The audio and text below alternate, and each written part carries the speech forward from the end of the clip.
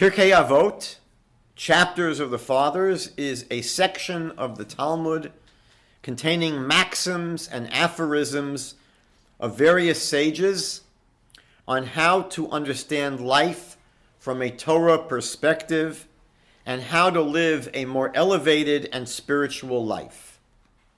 One of its very first teachings is by Shimon the Righteous, who would say, the world stands on three things: Torah, divine service, and acts of kindness.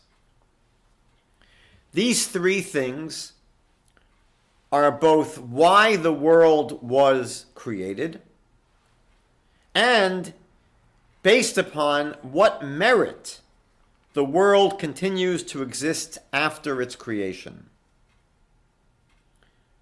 Meaning, what were the goals for which God created the world? What was God hoping would be manifest in the world? Three things, according to Shimon the Righteous: Torah, divine service, which means the service in the Holy Temple. Nowadays it refers to prayer, and acts of loving kindness. As well, he means that what is it that keeps the world afloat? We know in the past that God destroyed the world when the world became wicked.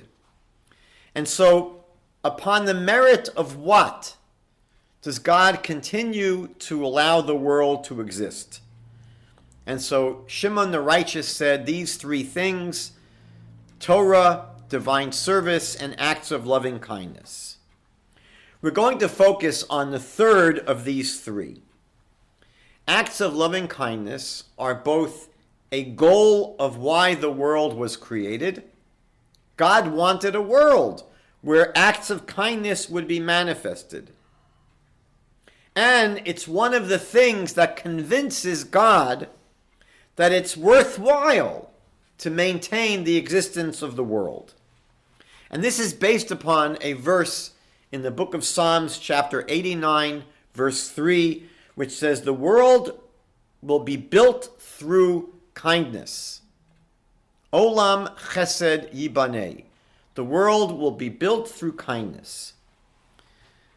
These kinds of activity involve, among many, many examples we could give, visiting the sick, hosting guests in one's home, burying the dead, assisting couples to get married, returning lost objects, giving people useful advice, trying to cheer up people who are down, helping to find people a job, providing people with what they need, like a ride, or helping them move, giving people a full smile, being the first to greet others. These kinds of activities are included in the biblical command to love your fellow as yourself. The Talmud points out that the Torah begins with kindness and ends with kindness. In the beginning of the Torah, in the Garden of Eden, after Adam and Eve violate the prohibition against eating from the tree of knowledge of good and evil, and their eyes are opened and they recognize that they're naked, God makes garments for Adam and Eve. One of the first things that happens in the Torah is that God clothes the naked.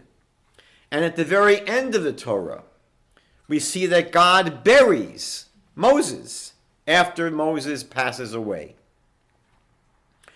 Our sages speak about true kindness. There's kindness, and there's chesed shel emet, true kindness. This is where you act kindly without expecting anything in return. The classical example of chesed shel emet, of kindness that's true, is burying the dead. because they're obviously not in a position to pay you back. However, even here, even when it comes to burying the dead, you may receive some favor from their relatives in appreciation for what you did. Or you may receive some acclaim, some public acclaim for having gone out of your way and troubled yourself to help ensure that someone will get buried. So even though it's given as the classical example of doing an act of kindness where you aren't expecting to get paid back, still you can get some kind of payback for that act of kindness. So an important part of performing acts of loving kindness is to purify and refine what you've done so there'll be no benefit to you.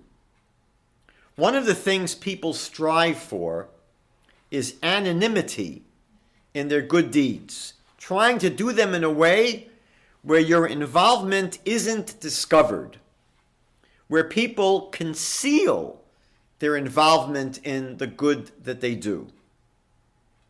There's a famous story about a student of the Chafetz Chaim. The Chafetz Chaim of Yisrael Meir HaKohen of Radin, passed away in the beginning of the 20th century.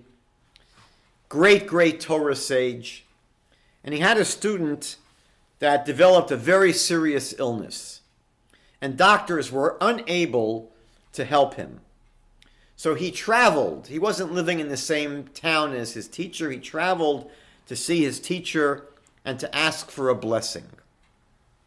The Chafetz Chaim told him that he would help on the condition that the student not tell a soul about the story.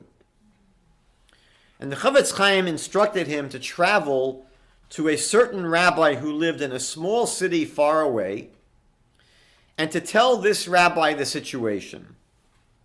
And the Chafetz Chaim said he will give you a blessing and he will pray for you, and with God's help you'll get better.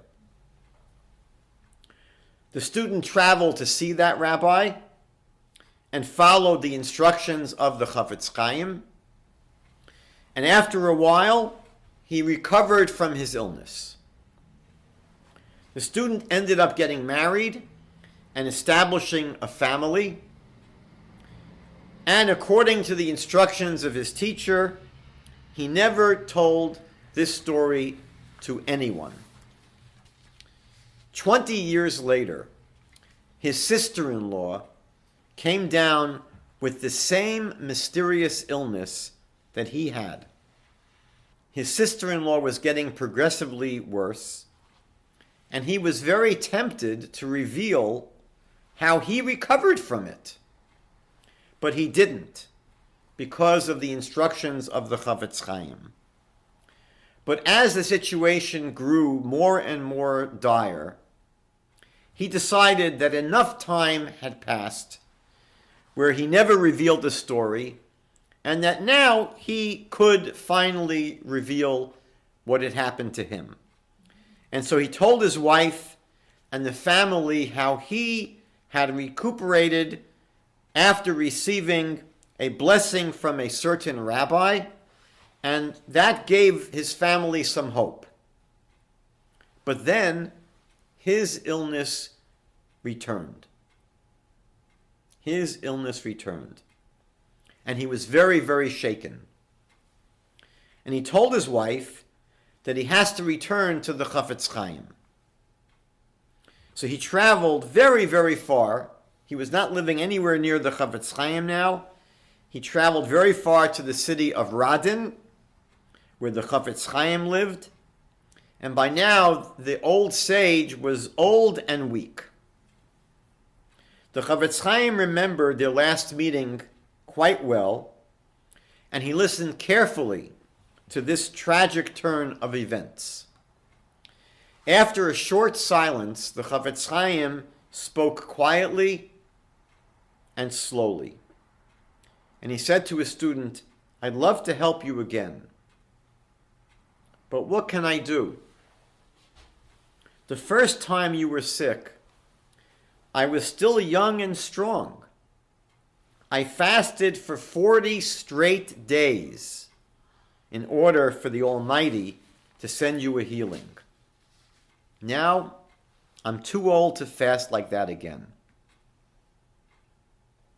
Not only did the Chafetz Chaim suffer for 40 days straight to help a student, but he arranged the matter in such a way that it appeared that it was someone else's blessing that helped. This is what it means to conceal the acts of kindness that you do. This is Chesed shel emet. This is true loving kindness. The prophet Micha, in chapter 6, verse 8 of his book, captures in a few short words how we should live our lives. He writes, "He has told you, O man, what is good. And what does God ask of you? But to do justice, to love kindness, and to walk humbly with your God." It's one thing to do kindness. It's one thing to be kind to others when we have the opportunity. But many people will help others if asked. Many people, when they're put into a situation, will do the right thing. But do they love acting kindly? Do they love helping others? Do they look forward to and desire to be able to have more and more opportunities to extend themselves to others? Many people, when there's a knock on their door by a poor person, will give them some money. But how many people are waiting anxiously for the poor person to show up? Abraham was such a person. He was already a very old man and recuperating from his circumcision, yet he sat at the entrance of his tent, hoping to have an opportunity to welcome guests and provide for them. And the Midrash teaches us that God made it exceptionally hot that day so that people wouldn't be traveling and Abraham would be spared from having to tend to guests. But when God saw how upset Abraham was, that he wasn't able to provide for guests, God sent 3 angels in the guise of men so that Abraham would be able to do what he truly loved to do. Abraham exemplified the prophet Micha's trait of being someone who loves doing kindness, and it literally oozed out of him. Kindness is one of the 3 pillars for why the world was created. Kindness is one of the reasons that God keeps the world going. And kindness is one of the main attributes that people are urged to work on, to get close to as they go through life.